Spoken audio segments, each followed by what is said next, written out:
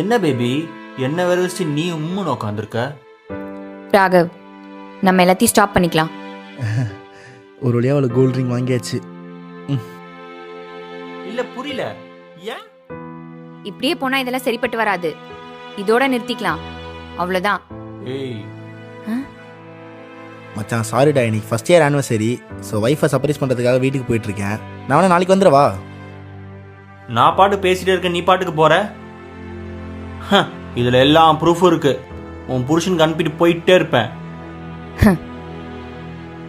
இதெல்லாம் இங்கதான் வந்து முடியும்னு எனக்கு தெரியும். அதனாலதான் நான்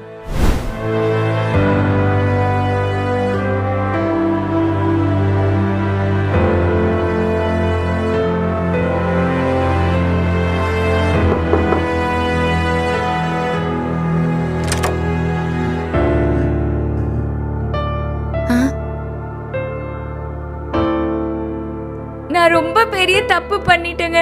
என்ன மன்னிச்சிடுங்க.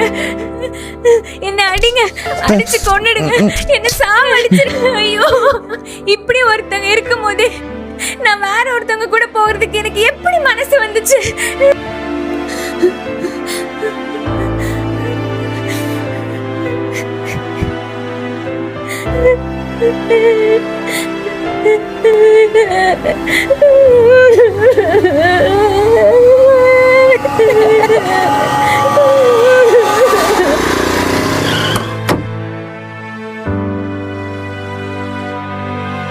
இத்தனை நாள் உன் புருஷனை ஏமாத்திட்டு அவன் கூட உட்காந்துட்டு போற, உனக்கு வெக்கமா இல்ல? அடுத்தவ பொண்டாட்டின்னு தெரிஞ்சே பேசி மைக்கி ஏமாத்தின உனக்கே எதுவும் இல்லாதப்ப என் தப்ப உணர்ந்து மன்னிப்பு கேட்ட நானும் என் மன்னிப்பை ஏத்துக்கிட்ட என் புருஷனும் எதுக்குடா வைக்கப்படணும்?